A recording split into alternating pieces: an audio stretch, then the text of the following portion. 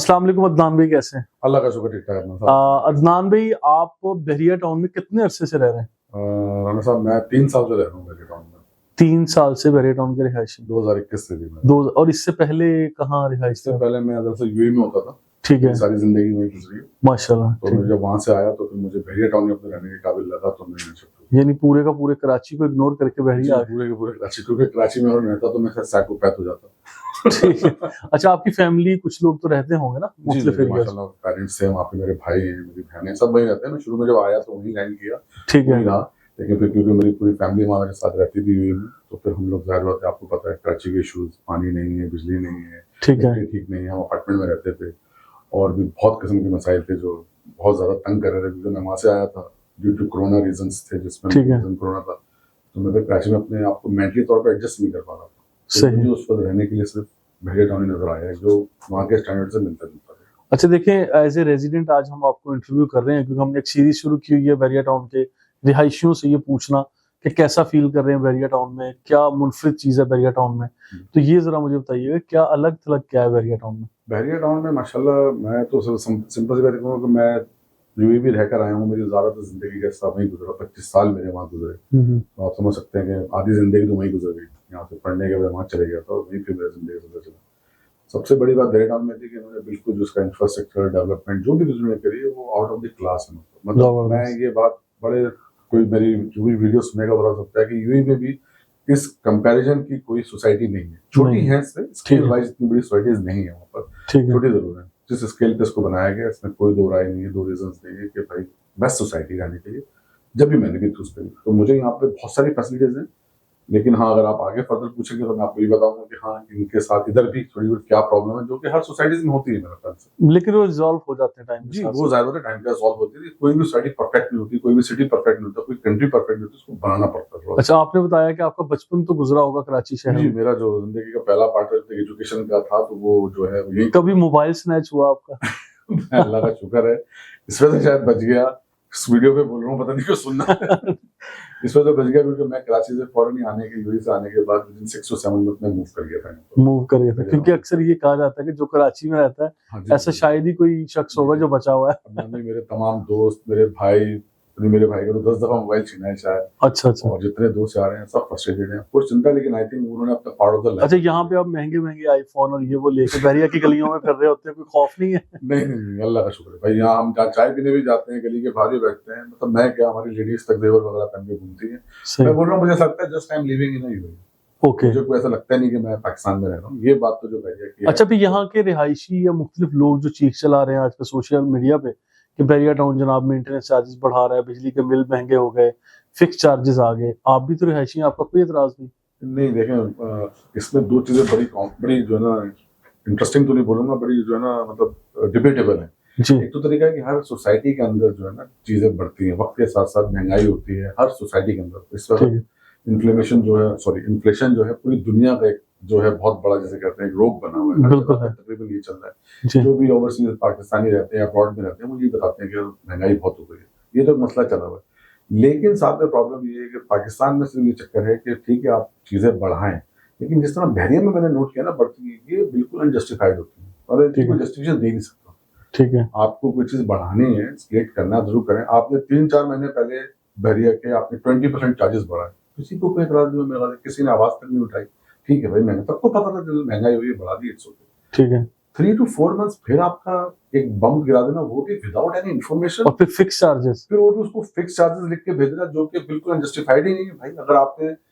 अगर आपने मेंटेनेंस के चार्जेस से ज्यादा नहीं बढ़ाए तो ये तो आपकी मिस्टेक थी ना। अब आप उसको दूसरे तरीके से कवर करने के उसका तरीकेकार है ना बहरिया का, जो मैंने देखा है। इसके अलावा और भी, इससे पहले भी जो 4 चीजें जो मेरी नोटिस में है, वो जो हुई, वो मैं कहता हूँ वो थोड़ी सी गलत है। यहाँ पे हम सब मीडियोकर्स लोग ज्यादातर रहते हैं। ठीक है, और फिर यहाँ पे बिजनेस का जो हाल है, मतलब जो भी यहाँ पे रेल डेवलपर थे, स्टेट वाले थे, वो बेचारे सफर कर रहे हैं इस पर। ठीक है, उन्होंने एक वक्त में अच्छी अर्निंग करी, लेकिन अब वो सफर कर रहे हैं। मैं जानता हूँ बहुत से मेरे आस पड़ोस में लोग रहते हैं और उनकी फैमिलीज भेजती है, वो बैचलर है कि यहाँ पे सर्वाइव कर रहे हैं। ठीक है, रहना मुश्किल हो रहा है। तो वो लोग जाहिर बात है इस पर स्टेज पे नहीं है कि वो 35-35 रुपए ज्यादा देकर यहाँ पे रिहाइश को अपनी कंटिन्यू कर सकें। ठीक है, तो क्या सोल्यूशन क्या है फिर? ये चीजें बहरिया के पास आपने कोई एतराज किया, रिहायशियों ने तो किए काफी सारे। एक्चुअली यहाँ के रिहायशियों के साथ भी जो मैंने प्रॉब्लम 3 साल में देखी ना, जो उससे पहले एक मेंटेनेंस चार्जेस जो डबल हुए थे, उस पर भी थोड़ा सा हम लोग गए थे बड़े तरीके से बात करने बैरियर टाउन से। वो फिर एक आपको शायद याद ही होगा, माजी का किस्सा हो गया। बट वो हुआ ये था कि वो जो चीजें थी वो फिर कहीं और ही लेवल पे चली गई थी, क्योंकि वो इंसान है ना, जब हम कोई चीज लेके चलते हैं तो बीच में कुछ दूसरे नासर भी बीच में आते हैं और फिर वो बदलता जी। तो वो हुआ ये कि जो भी हमने एक मुहिम चलाई थी, बात की, डायलॉग की, उसमें प्रोटेस्ट की भी, उसमें फिर लीगल वे भी लेने की, तो वो फिर कुछ भी नहीं हुआ। 2022 में वो चार्जेस लगे थे, वो आज तक फिर लोग देते रहे, पे करते रहे। उसमें कुछ लोग गलत हुआ, कुछ लोग खामोश हो गए, वो मामला उधर ही क्लोज हो गया। ठीक है। अभी भी मैंने सभी कुछ ऐसा फर्दर नहीं करा, क्योंकि मुझे पता था यहाँ पे रिहायशी सिर्फ बातें करते हैं, बोलते हैं, लेकिन जब टाइम एक्शन का आता है ना, क्योंकि आपके वर्डिंग से ज्यादा आपका एक्शन जरूरी होता है, तो वो एक्शन के मामले में फिर निकलते नहीं। यानी अल्टीमेटली ये कह रहे हैं कि बैरियर टाउन से एतराजात आपके भी हैं, but still you love Bahria, you like to live here. Still I love Bahria. उसका रीजन है बहन ना, क्योंकि इतना अच्छा इंफ्रास्ट्रक्चर आप मुझे बताने पूरे सिंध में या कराची में किसी को दे सकता है। इसकी कोई मुतबादिल भी अगर कोई दूसरी सोसाइटी है तो मुझे कोई भाई आके बताए कि यार वहाँ जाके रह लें।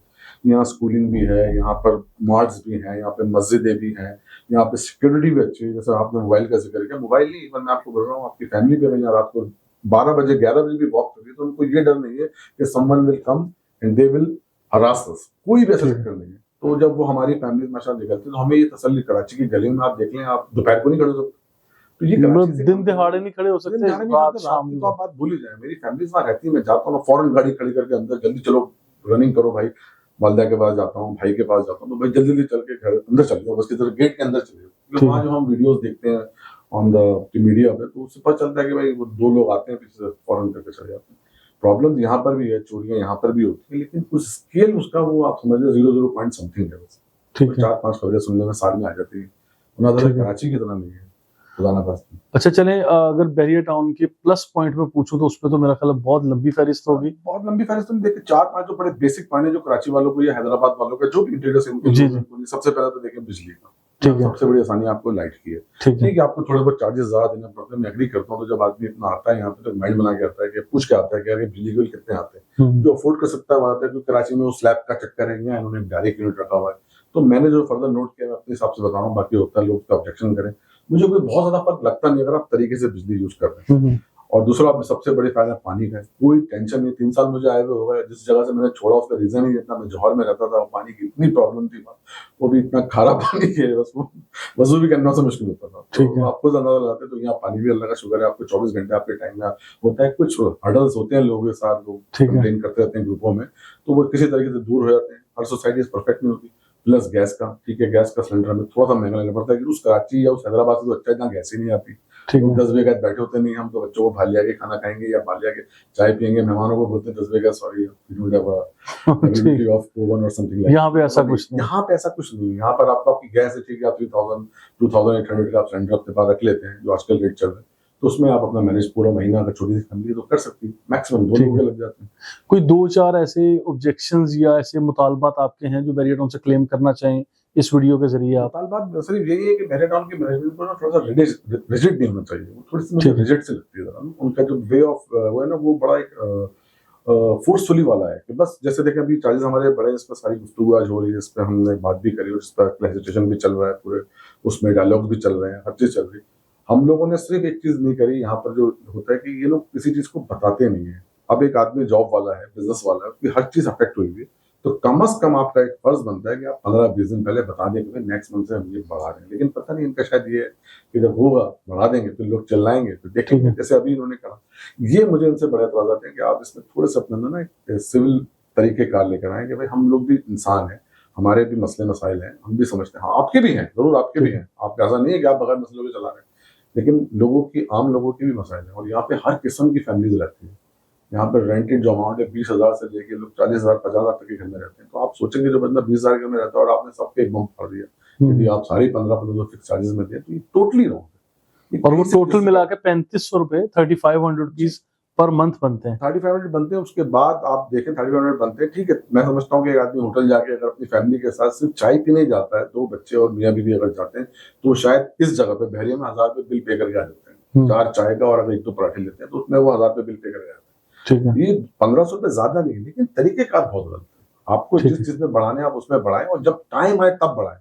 ये तो ऐसा लगता है भाई कंपनी में, एक अच्छी कंपनी के अंदर इंक्रीमेंट या बोनस भी मिलता है ना, तो उसके लोग ईमेल करते हैं, एक लेटर आपको देते हैं कि जनाब आपकी कंपनी की तरफ से आपको ये रिवॉर्ड मिल रहा है, ये आपके अकाउंट में इस तारीख को आएगा, तो हार्ट अटैक से मर मत जाइएगा या ज्यादा परेशान नहीं होगा, ये पैसे कंपनी आपको दे रही है।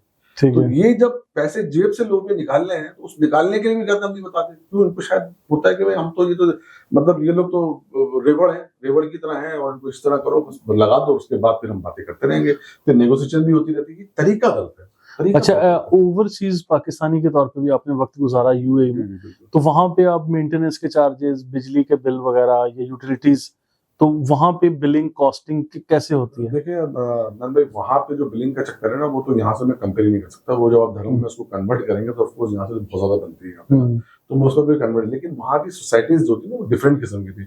मिसाल तौर पर वहाँ पर भी मीडियोकर के लिए थे, अपर मीडियोकर के लिए एरियाज थे, लोअर मीडियोकर के लिए भी थे, हायर किस्म के जो आपके एलीट होती है उनके लिए भी थे। तो आपको पता होता है कि अगर मैं इस एरिया में रह रहा हूँ तो मेरा जो है खर्चा इतना होगा, मतलब रेंट वाइज में बता रहा हूँ कि आपका रेंट इतना होगा, तो जाहिर बात है उस पर बिल भी आपका कम आएगा। आप विंडो एसी में रह रहे हैं, आप सेंट्रल एसी में रह रहे हैं, लेकिन वहाँ पे बेसिक नेसेसिटीज तो आपको मिल रही है ना, लाइट जा नहीं रही, पानी आपका 24 घंटे आ रहा है, गैस की कोई आपको इशू नहीं है वहाँ पे, मतलब ये इंफ्रास्ट्रक्चर आपको पूरा मिला। जैसे कि बहरिया में जो मैंने आपको 3-4 पॉइंट बताया, वो सारे वहाँ पर थे, लेकिन वहाँ पर भी रहने के लिए फैमिलीज के लिए हर किस्म की सोसाइटीज थी, हर किस्म के एरियाज थे। तो जब हम आए रहते थे आपको पता होता था कि भाई मैं यहाँ जाके रह रहा हूँ, तो मेरे ये इतने ही आएंगे, कुछ 50-100-50-200 धर्म का डिफरेंस आपका कहीं आ जाता था अगर, तो उतनी ज्यादा वहां पे तो आपको पता है कोई सिचुएशन कर ही सकता। एक्चुअली ये लोग भी शायद वही रोल मॉडल लेके चल रहे हैं कि हम जैसे यूएई की इकॉनमी समझ रहे हैं। माशाल्लाह मलिक रियाज ने जो ये कुछ बनाया है, कि उन्होंने बिल्कुल उसी की कॉपी बनाई है, लेकिन उससे अच्छी बनाई है। मैं खुद आगे बढ़ के बोलूंगा, उससे बहुत अच्छी बनाई है उन्होंने। लेकिन शायद ये इकॉनमी समझते हैं यूएई की इकॉनमी, सर ये यूएई की इकॉनमी नहीं है, ये पाकिस्तान की इकॉनमी है। यहाँ लोगों के हालात वहाँ से बहुत डिफरेंट है। यहाँ एक घर में, एक फैमिली में लोगों का सर्वाइव कर। फिर दूसरी बात है कि यहाँ पे सबसे बड़ा मसला है स्कूलिंग का है।